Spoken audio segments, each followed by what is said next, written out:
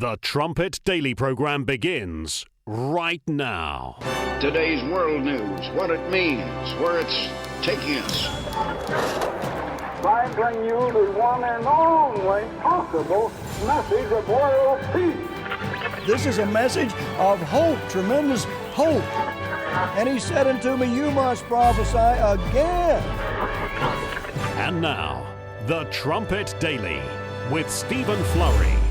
Hello again, everyone, and welcome back to the Trumpet Daily Radio Show. Coming up on today's program, we're going to be playing the Commencement address in its entirety, the address from Sunday night, the 17th Commencement address at Herbert W. Armstrong College.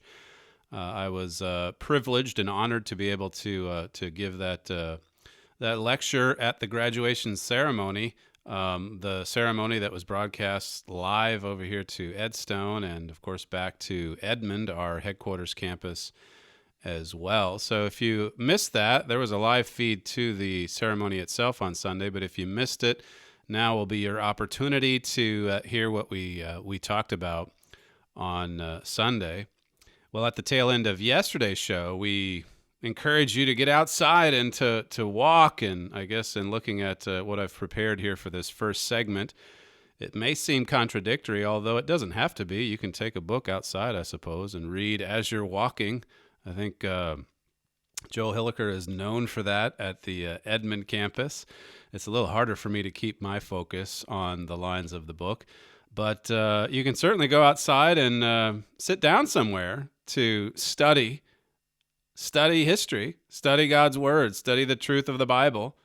We've had quite a few lectures over the past couple of years, really, quite a lot of admonition to study history ourselves and to help our children to come to love to study history as well. Winston Churchill told an American student back in 1953, he said, study history, study history. In history lie all the secrets of statecraft. He was a man who studied, he practiced what he preached. His study of history, it informed his decisions. It guided his political career. It guided his personal life as well. You can see why it's so important, especially in this day and age, when we're revising history, we're erasing history, we're not interested in history. We've had some really valuable studies that we've gotten into in addition to what the normal curriculum is for Armstrong College. Churchill, I mentioned. John Adams, I think, they're at the first part of last year, I believe. Napoleon, earlier this year. More recently, Da Vinci. We've talked a lot about that. We've talked a lot about having the ambition that we need to really pay attention to our studies. There was a great piece at the Federalist a few days ago on how to turn your children into readers for life. This is by a mom. She has small children, writing for the Federalist. And so this is impressed on her mind at this particular stage in her life as she's raising those children and wanting them, hoping that they'll really become readers for life, as the title of the article says. It says here, the problem is that as children grow older, the statistical benefits of reading for pleasure become less clear-cut. It's quite easy to raise readers who eventually find that screens are better at providing them utilitarian information and light entertainment. Most children, if you read them books when they're just little toddlers, they love it. They love it when parents read to them. But then as they get older, they find that they can receive more utilitarian information, as she says. And then, of course, all of the distractions of our modern entertainment. She writes, this is a really, really bad thing, but it's so normal, it's hard to realize how dangerous it is. A free country, listen to this, a free country such as ours is dependent on the premise that the citizenry are capable of thinking in a certain way. Yes, we need to have an educated populace if we're going to hold on to the liberties, especially those of us in America, all the freedoms, certainly in many Western nations, though. It brings to mind what Benjamin Franklin said when one woman asked him what form of government they had drawn up, the founders, and his famous reply was that it was a republic, madam, if you can keep it, if you can hold on to it. In other words, if you descend into ignorance, you're not going to be able to hold on to this gift, this precious gift that is liberty. John Adams, all the founders really echoed these same sentiments. David McCullough, writing about John Adams, said that it was, in all, a declaration of Adams' faith in education as the bulwark of a good society, the old abiding faith of his Puritan forebears, the survival of the rights and liberties of the people depended on the spread of wisdom, knowledge, and virtue among all people. The common people, it was important for the common people to be educated. Thomas Jefferson thought the same thing. He raised up a college, a university, the University of Virginia. They knew, the founders knew, that an uneducated populace would not keep the republic. They would eventually yield their rights, their freedoms, to a tyrant, to a mob, to an authoritarian. The only way to prevent this, they said, was to spread the knowledge, the wisdom, all across the American nation. This Federalist piece, it says here, they must be able to hold, this is speaking about the importance, remember, of an educated populace. They must be able to hold large ideas in their minds. They must be able to recognize the differences between logic and propaganda. They must possess the self-discipline needed to focus on issues that are boring and seek the wisdom to differentiate between what is right versus what is expedient or amusing. It says, most of all, they must possess the perspective of a true education in ideas so they can think outside the echo chamber of our era. True education. We have a booklet that goes by that title. What is true education? Jesus said, and you shall know the truth, and the truth shall make you free. We have to know it. We have to study it. And this at a time when, as so many other prophetic passages bring out, people are turning their ears away from the truth. Peter said that they're willingly ignorant of the Word of God, ignorant of God's truth. The prophet Isaiah said that they prefer smooth things.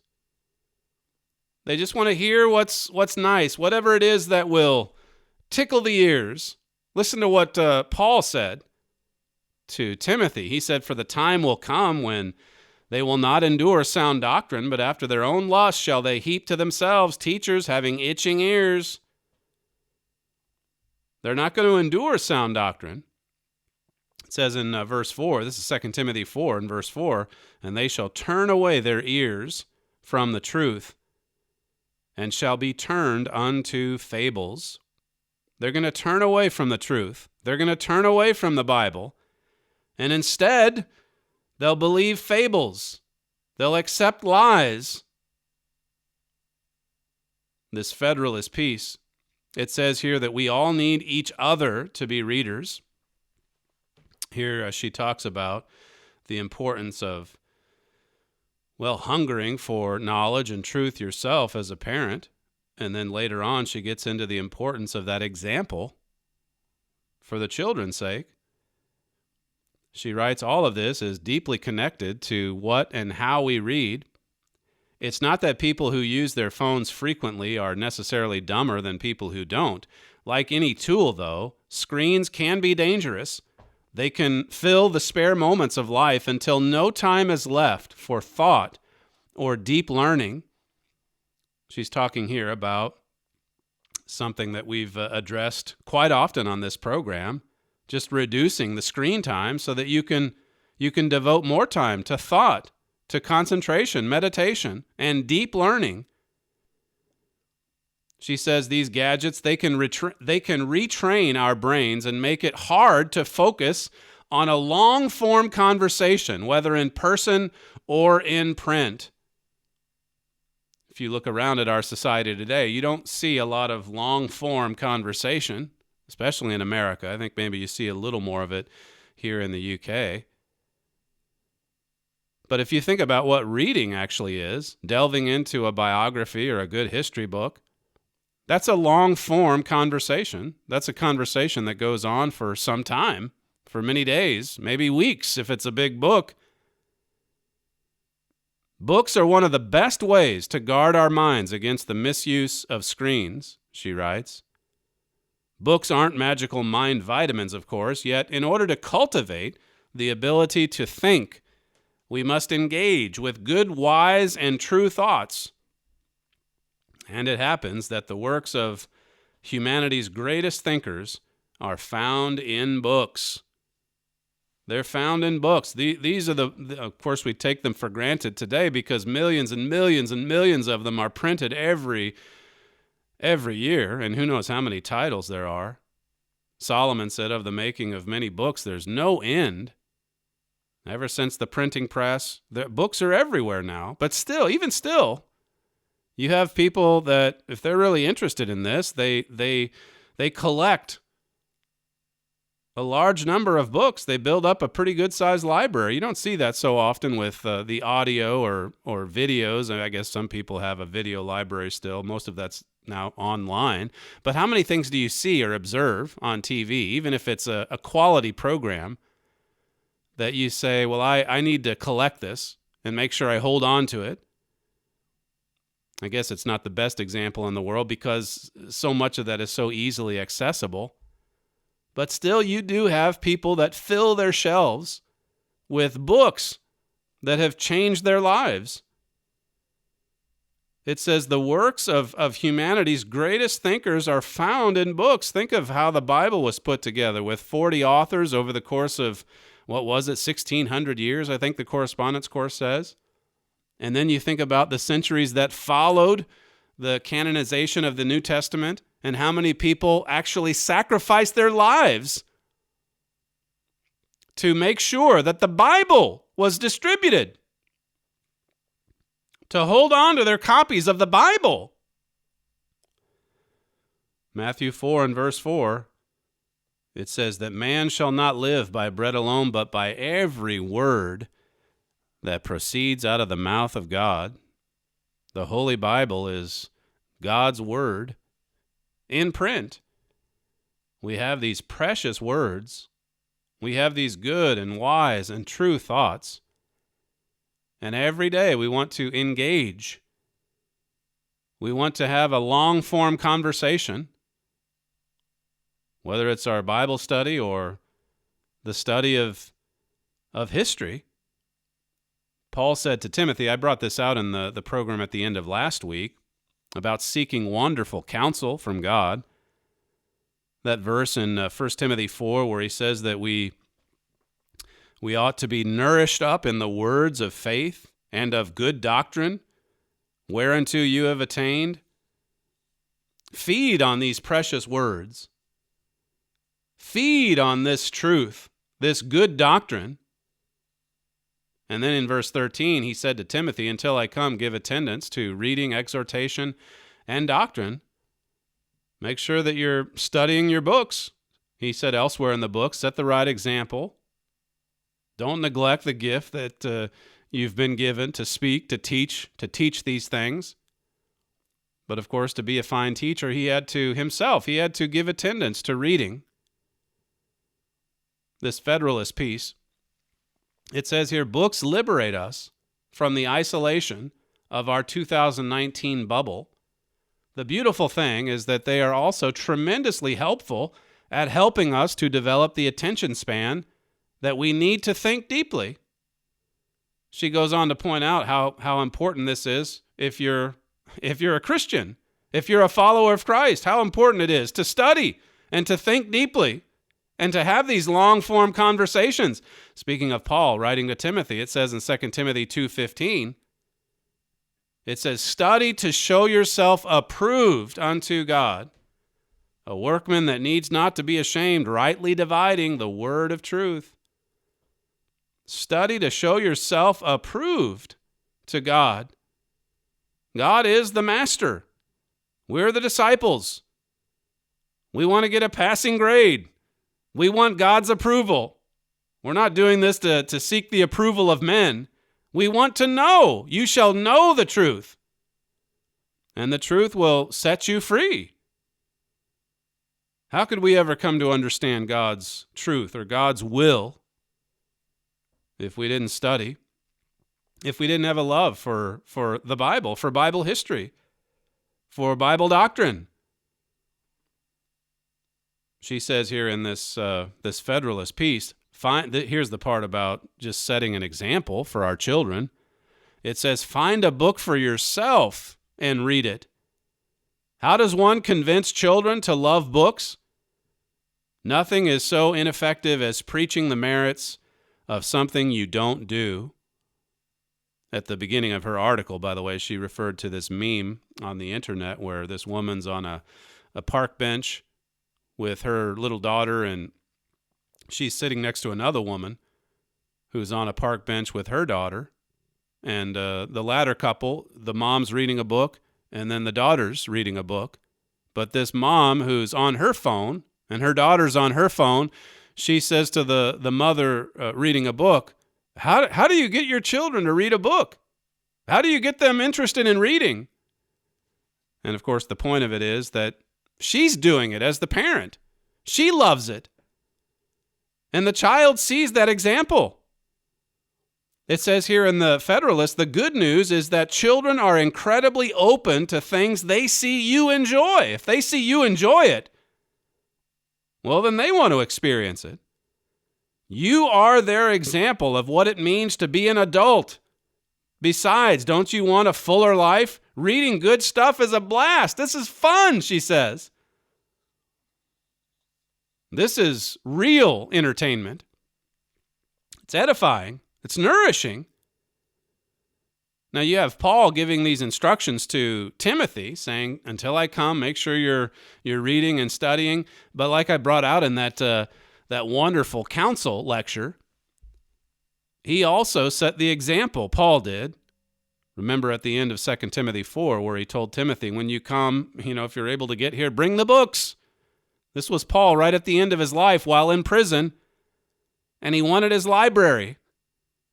As I said last week or the week before, I forget which, we don't often think enough about just how diligent these individuals of the Bible were with their study, their meditation, their prayer, the time that they spent alone with God in a long conversation. Paul set the example for Timothy. That's why he said in 1 Corinthians 11, be you followers of me, even as I also am of Christ.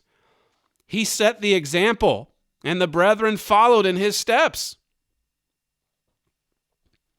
In the Federalist piece, it says, it's easy for busy parents to think that we don't have time for reading. However, that's usually not true. We usually find time for the little refreshments we think are a normal part of life, even if it's just social media, a night out, or a coffee break. Rightly so, it says. We all need mental, emotional, and spiritual rest. It says one of the best ways to achieve that is to provide our minds, feelings, and souls beautiful words and ideas. We all need nourishment. Basically, that's what she's saying. And we make time. We find time for other little things. It says the real obstacle is building the habit. We've just got to get into the habit. That takes planning and a period of self-discipline. But it doesn't have to be complicated. It doesn't have to take hours and hours of time. Seriously, you could read while you brush your teeth. Well, I usually like to get into it a little bit more than that. But still, you can listen. I certainly do listen to audio while I'm brushing my teeth or other things like that. We had a ladies' night not that long ago, a couple of weeks ago, where this was discussed in the question and answer session. And someone commented on about just how over this summer that's now ahead of us that he wanted to take advantage of his time and manage his time better. And he pointed out that just taking advantage of those little pockets of time that we have every day, this is something that Ernest Dimnay brings out in his book, The Art of Thinking, that classic from, I think, back in the 1930s. Learn to value those spare moments that you have when you're waiting for a ride or waiting for a meeting or walking to work or taking a break in the middle of the day or a few moments or minutes maybe at the end of the lunch hour. This author says here, good books will make you want more. A huge part of making this work is finding books you want to read. This is really the last main point that she makes. Setting the example, as we just covered, but then also you've got to get into books that you'll get really excited about, books that you love. Find books that you want to read. She says if you're ready to embark on a structured course of study and are seeking detailed guidance, you might check out Susan Wise Bauer's The Well-Educated Man. She also plugs Mortimer Adler's book, How to Read a Book. That's from way back as well. He wrote that decades ago. He's no longer around. But a powerful little book. I read it, I think, 20 years ago, and my son just got through it a few months ago, and it was great to see the next generation. I remember that book really impacting me and my thinking and my approach to reading and marking a book. And we really want to try to help our children experience some of those same breakthroughs. They need it now more than ever. The distractions today, as compared to when I was a teenager, just looking back a generation ago, now more than ever, we need to turn off the distractions and really making sure that we're delving into those long-form conversations. Her conclusion here, it says, our goal is to build, well, this is the last point actually, where she encourages you to do something with what you read. She says, our goal is to build a life of thought and learning. That means this reading thing must be a long-term endeavor. Further on, most of us find it easier to value work when we can see tangible results. I think this is a really important point to make. And it's easier for someone, let's say, like with me reading, I'm usually reading something with the thought of preparing a segment or giving a lecture on it or helping the students with this or that, or now we have the book club. And so that's a really wonderful bit of incentive there to think that, well, what I'm doing with this book or this study, it's really helpful. It's really going to go toward, I'm going to see some tangible results. She says it's helpful to do something when you finish a book, discussing it with friends. So how do you do that if you're not getting on the radio every day or if you're not teaching a forum at college? Well, she says you can discuss it with friends. That's a good option. Simply keeping a reading journal, keeping a notebook so that you can jot down some of the best ideas and thoughts from that study. You can do this online with Goodreads. There's a few people here at Edstone that are in a Goodreads book or club, I guess, online, where you keep track of what you're reading and you give little reviews after you're done. Keep a reading journal, she says. It's quite satisfying to look back at a given year and to see what you've read and what you thought of it. She says, finally, we all want to be the parent of the kid who reads. Far more important, though, is giving our child a parent who not only reads books, but allows books to shape and transform our minds and souls. It's the best way out of America's parental rat race, she says. It's also a beautiful way to live. So just remember some of those points that she brings out, setting the example, finding books that are really good and that you'll love, doing something with what you read.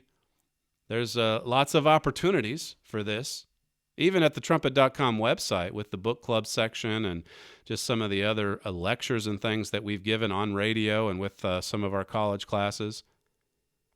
It's such a crucial part, a crucial component to our education. Education is salvation, or rather the other way around. Salvation is a process of education, and that's what you'll hear coming up in the commencement address in the next segment. You're listening to Stephen Flurry, and this is the Trumpet Daily Radio Show. If you'd like to email the program, you can send us a message to td@kpcg.fm. When we come back, we'll conclude today's show with the commencement address from Sunday night. We'll be right back.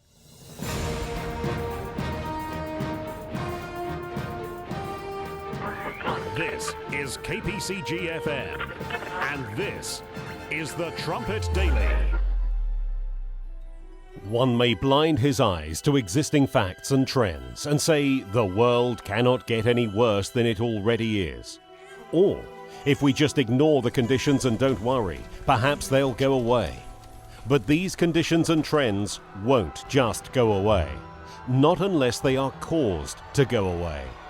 The scriptures of the Holy Bible, the inspired revelation of the Supreme God, have foretold today's world conditions and trends and give us the advance news of coming peace on earth, of universal prosperity, of happiness and joy, of veritable utopia.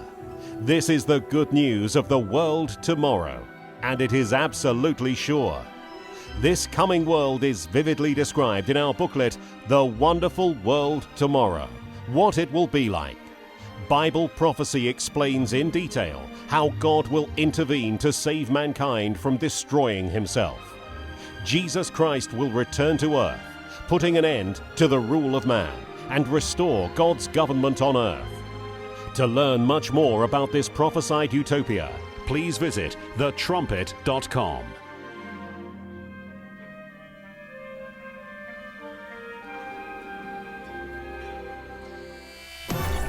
This is KPCG-FM, and this is the Trumpet Daily.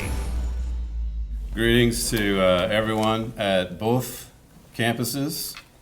Herbert W. Armstrong College, greetings to our Chancellor back in Edmond, all of the ministers and faculty present at both locations. Of course, the graduates, the alumni, we have lots of family, special guests, visitors, lots of distinguished guests. So this truly is a special ceremony that we're able to enjoy every year, and it's an honor to be a part of this, the 17th graduation ceremony at Armstrong College. This year, of course, we congratulate the class of 2019. That's exciting. Several years ago, there was a New York Times columnist who lamented the glaring deficiencies that he saw in higher education. He said, for example, that there are no college courses in proper mate selection, for one, and that they don't have courses on how to make and keep friends. So essentially what he was saying is that, while you might go off to college and learn how to make a living, it doesn't really teach you how to live. Now, Herbert W. Armstrong, as we know, established God's college on the foundation of the Word of God, the Holy Bible. And the Bible, as Mr. Armstrong often said, it's like our Maker's instruction book, or the manual that he sends along with his creation. And we know, and we're taught at all of these classes at Armstrong College, maybe some more than other, but the foundation is there with all of them. We're taught how to live from our how-to manual. I thought it was interesting as I was just going over some of those statements from that column years ago, and thinking back to principles of living. I didn't teach that this year, but over the years I've taught it maybe 10 or 11 times. And I went back to the first set of notes, the course outline that we hand out. The very first paragraph that the freshmen, these are incoming freshmen, 18-year-olds, and this is Freshman Bible, together with Life and Teachings, I guess the other Bible class for freshmen. It's mandatory, everybody attends, and this is what it says. This is the course outline. It says Principles of Living examines human sexuality, dating, and mate selection from a theological perspective. It says this knowledge lays a firm foundation for the God-ordained marriage and family relationship. It says in a broader sense, God's perspective is what's missing from knowledge in general. Therefore, in addition to laying the groundwork for the family relationship, Principles of Living will serve as a guide for the student's pursuit of true education, learning how to live. So this is one of the very first things that freshmen are taught coming into this college. This is really what you could say this is AC's specialty. We, of course, talk about the more general liberal arts education, but if there is one specialty training that you get at this college, it's in this foundation of how to live. Tonight, or today, I just want to remind you graduates, and really all of us, I want to remind us, and you heard it even from our president's, our student body president's address earlier, I just want to remind us that this commencement ceremony, it really is just a beginning. He brought out how it was a launch as well, and that's an exciting way to look at it, because we really are taking off. When you leave college, all of you, when you think about how to live, how to build a marriage and family, so all of our graduates, you're not yet married, you don't yet have a family, so there's a lot of work yet to be done. There's a lot of building yet to do. It's a privilege and honor to come to God's college and to receive such a solid foundation. And it is something so wonderful that we can build upon. But as I say, you're going to go away from college as a graduate knowing, hopefully, that there's so much more to build. If you think about it just for a moment, most of the things that you learn in life, if you look at your life from start to finish, most of what you learn over the course of that life is going to be learned outside of a classroom. Classroom instruction has its place, and it is important, and we do need it. And even in God's church, we come and assemble at services to receive instruction. But think about how much more we learn on the job or with practical hands-on experience. And then think about, of course, the spiritual dimension to all of this. Mr. Armstrong often said that salvation is education. And so it's a process. It's a process that never truly does end. It just continues right on into God's kingdom. And so education is something that we pursue after, not just while we're at college. It's a lifelong pursuit. It's a lifelong endeavor. True education. Salvation is education. Think about all the things that you're going to be doing, as I say, after graduation. Mr. Armstrong had that classic quote, remember, in the autobiography about education comes from this, from study, from experience, from travel, from thinking about what you see and experience. It comes from contacts, people that you meet. Obviously, it's going to come from your job experience. It's going to come from practical hands-on experience with marriage and family. And so the education, the training, it continues. Tonight, I just want to, if I have enough time, hopefully I can get through three simple points. I know we don't usually take notes at graduation, but we'll probably have this posted at some point later if you'd like to go back and review these three simple points on going forward and commencing with your continuing education. It really is something that you should see as an assignment. Your assignment, if you choose to accept it, your assignment is to go on from here and to grow, as it says in 2 Peter 3:18, to grow in learning and understanding and wisdom, to build, as I say, to build for God. The first point, and this is brought out in an article my father wrote back in 2015, it's to become totally teachable before God. He wrote in that Trumpet magazine back in 2015 about the greatest lesson that Steve Jobs learned. Steve Jobs, of course, you're familiar with him and what he did with Apple. But in this little article, my father talks about a couple of biographies about Steve Jobs and how that in the case of one biographer, he kind of divided his life into 3 acts. And it was in the second act that he had a lot of setbacks and failures. And my father brought out the point that in that second act of his life, he really became more humble and teachable. And that led to the greatest act or phase of his life, when he really took Apple to where we see it today. There's a verse in Isaiah 66 that talks about God looking to those who are humble and contrite, who tremble before God's word. This is the sort of attitude that we have to have if we're going to be able to be taught by God. Another verse I just went through recently for a program. This is Jeremiah 10 and verse 23, where the prophet says, "O Lord, I know that the way of man is not in himself. It's not in man that walks to direct his steps." So imagine going off to a college and learning that lesson, that it's not in man to direct his steps. We need help.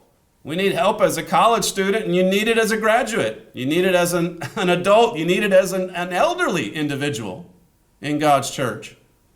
We need guidance and direction from God every day.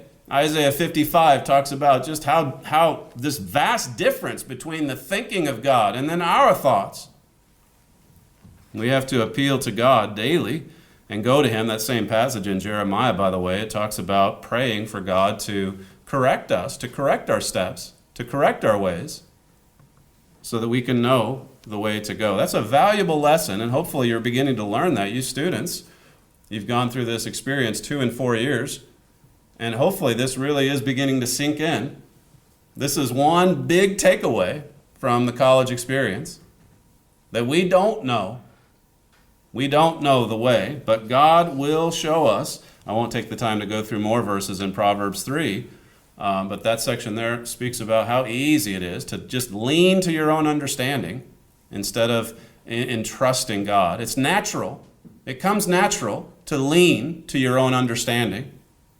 You come to college, you get that outline for principles of living, and hopefully you come to understand right away that I'm here for God to show me, to help me see the way to go. It was brought out earlier tonight. Why the college is here, how much it's needed to support the work, why Mr. Armstrong established it back in 1947. That's a fundamental lesson if we're going to continue with our education beyond this commencement. The second point that I'll touch on briefly is to cultivate a spirit of curiosity. Mr. Armstrong, again, he's a good example with any of these lessons. But when you think about the way that he brings this out in the autobiography, just how much he craved understanding, and he would pester his dad and ask him how things worked, and he was always trying to understand why this happened or why this was going on. And his father teased him, saying that he thought he was going to be a Philadelphia lawyer because he was always asking so many questions. A lot of children do that, but we tend to lose that curiosity as we get older and we take things for granted, or we hear, a short answer from a parent or a guardian that just says, "I don't know, it's just that way, forget about it." Instead of someone that takes the time to answer and to help us come to understand. Listen to what Mr. Armstrong said. He follows this story about when he was 5, he was asking all of these questions, and then he makes this point. The obsession for understanding was to have great influence on founding the Plain Truth magazine and Ambassador College in later years. So it just sprung from that same attitude or mindset that he had as a little kid, a little child. I wanted to know why. And then he says this obsession, think about it, an obsession to understand. That's what led to the creation of the Plain Truth. Ambassador College, his education never stopped. Mr. Armstrong, he continued right up to 93. He was writing Mystery of the Ages. Now that's someone that had a passionate obsession for knowledge and understanding and wisdom. What an example. And you think about Mystery of the Ages and all of those wonderful questions that are addressed in that book. My father's talked about who and what is God being the greatest question there is. But look at where it all started. It goes back to when he was just a little boy and he wanted to understand and know. And then when God started to work on his mind later in life, he took that same approach. He wanted to know. He wanted to understand. He was intensely curious about God's truth and God's way of life.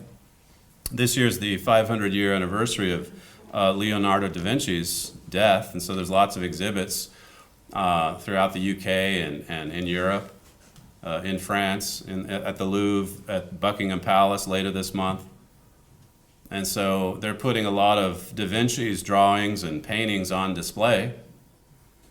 And it's been interesting just reading a little bit about his passion for learning. This is someone that didn't understand God's truth, but he really did have a curiosity, an intense curiosity. He didn't have the university education of his day. He did benefit from a few mentors. But outside of that, his remarkable education, and it really is, in a strictly worldly sense, his remarkable education, it just sprung from the fact that he was interested in just about everything. He had a passionate interest in things. He really wanted to learn.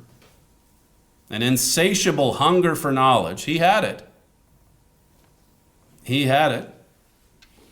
He saw himself, it's interesting, we all see him as a painter, but he saw himself more as an engineer or an architect. There's a funny point brought out in a book on him that when he was applying for a job, he was sending his resume or his job description, and he emphasized all of these points about architecture and an engineer, and he wanted to do this, that, and the other. And then at the end of his application, he says, "Oh, and by the way, I paint as well." It was words to that effect. So he was also a painter, and there's lots of scholars and historians that actually look at his life, and they're frustrated because he spent so much time in these other pursuits. But they think, well, if he just would have painted more, we'd have even more of his glorious paintings. But those other pursuits did factor in to his brilliance with the brush. There's this line in his notebooks, his journal, where he had a journal entry saying, it was like a to-do list, I guess. He said he wanted to describe the tongue of a woodpecker, which is kind of an interesting desire to have. But if you look at we've had articles in some of the church literature about a woodpecker and just the design of its beak and its skull and the tail and the way that it's able to latch on to the side of a hickory oak and then just start pounding away. I don't know, I think it pounds into an oak tree, for example, sometimes 100 pounds per minute. That's phenomenal. I don't know if you've ever tried to bash your head against a tree 100 times, but you would sustain some serious head trauma from that. But when you look at the way the beak is constructed and the skull and then the tissue, the sponge-like tissue that you have surrounding the brain, and then as is brought out in this Isaacson biography about Da Vinci, the tongue is the most fascinating member in this marvelous little creation of God. It's about 3 times the length of the beak, and of course the beak is sharp and long as well, and so it's like a hammer hammering away, drilling that hole, and then the tongue comes out 3 times as long, and it's kind of a sticky substance that goes right down to where these grub worms are, or ants or whatever. Ants mistake it for being a worm, an intruder, so they basically rush the worm, and then they land on this sticky tongue, and it's just easy pickings for this woodpecker. But the most fascinating thing about it is that when the tongue is pulled back inside of the beak, it doesn't fit in there because it's so long. It actually wraps around the brain to serve as more cushion. It's like it's a helmet. It serves as a helmet for the woodpecker, and it's also its weapon to get all of those ants. And this is something, as I was reading through that, you think of Romans 1 and verse 20, and how that the creation, God's creation, it proves his existence. It proves his power, his creativity. Forget about Da Vinci's creativity for a moment, but think of the creativity of God himself, the great creator God. All the things that we can see, the material things that make the invisible real and obvious. It's so obvious that nothing like that could have just evolved over the course of millions and millions of years. How bizarre it would be to think that you could somehow go from, a nice little bird who's not a woodpecker to then a woodpecker, and it somehow evolved or transitioned over time. But going back to Da Vinci, Mr. Armstrong, some of these examples, my father wrote this or said this in those meditation tapes years ago. He said, great minds seem to all have one common trait among them. They seem to have an interest in everything, and not only just a passing interest, but an intense interest in just about everything. He says, I think that's a common trait of all great men or great minds. They have this intense curiosity. Someone said about Da Vinci that he surely was the most curious human being in history. The way that in his notebooks, I think, bring this out. But it's important for us to maintain that curiosity and to have that hunger for learning. The Bible talks about hungering for God's truth, God's righteousness. My father's gone through Jeremiah 1, and that section where it says to Jeremiah, it's back and forth between him and God says to him, Jeremiah, what do you see? What are you observing? And he had to be detailed, and he was detailed. Read Jeremiah 1. So he was observant to these visions that God was giving to him.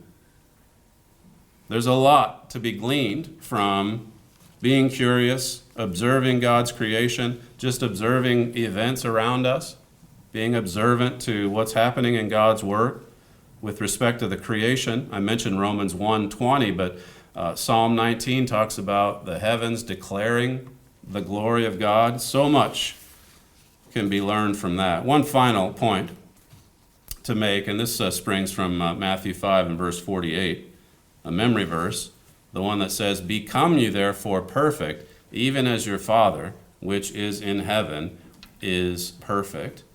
Matthew 5 and verse 48. And the third point I'll leave you with is to aim for perfection. As you go forward, you're certainly not there yet. None of us are. But that is where we're headed. God is reproducing himself. God is reproducing his character and his nature. And so we have to aim high.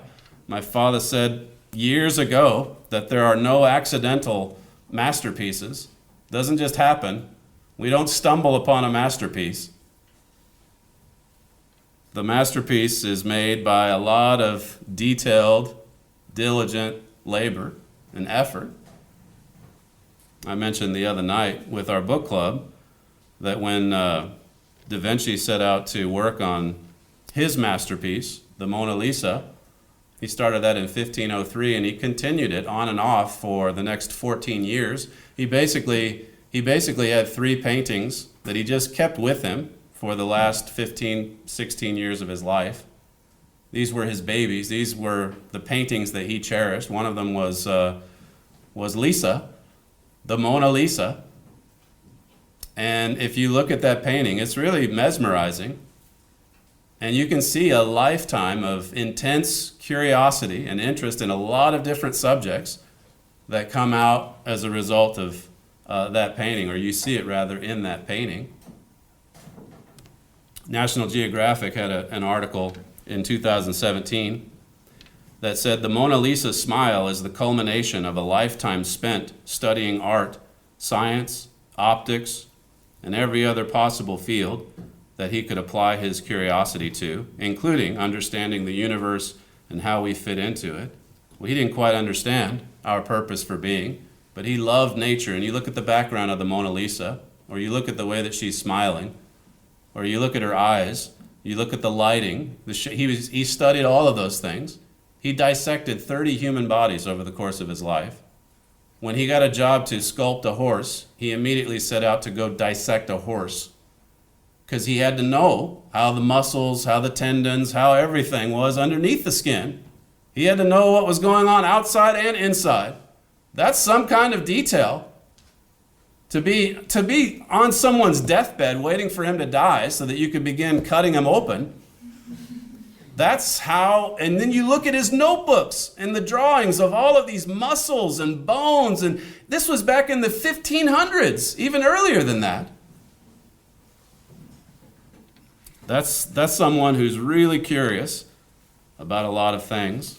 In Walter Isaacson's biography, he said, what about all the scholars and critics over the years who despaired that Leonardo squandered too much time immersed in studying optics and anatomy and the patterns of the cosmos? He says, the Mona Lisa answers them with a smile. It all factored in. It all contributed to his masterpiece. God is producing masterpieces of his own. He's reproducing himself, as I said earlier. I want to leave you with a quote. This is from Mystery of the Ages. To just think about this and put it on the spiritual plane. The fact that God's, of course, we have to be willing. It's God doing the creation, but we have to be willing. We have to let him create. We have to let him shape us and mold us into a perfect God being. He says here, this is Mystery of the Ages, human life is at once of infinitesimally less value than they suppose, the scholars, he says, and at the same time of supremely greater potential than they know. You don't learn this in the colleges and universities of today. You go to those universities and they tell you how great human beings are. If they only knew, Mr. Armstrong says, it's of less value than they suppose, but it's the potential that we need to be focusing on. What God is creating. He says, what is the real truth concerning human worth? What is the real value of a human life? He says it's grossly overestimated in its own reality and astoundingly undervalued in its supreme potential. The truth is indeed staggering. If we'll submit to God's will, going back to that first point, and really let him guide and direct our steps, think about where it's taking us. Think about where this is leading. We want to keep that big picture in mind as we go on from this launch. And as we do also, just think about how much God's work needs our students, our graduates, our young people, our young couples, our young families. Think about how much the work needs your youth, your energy, your curiosity, your enthusiasm, your excitement for God's way of life. It's very important. It's a wonderful blessing to receive what you've received here at college for these 2 or 4 years. But now, as your student body president told you earlier, now the true test is upon you.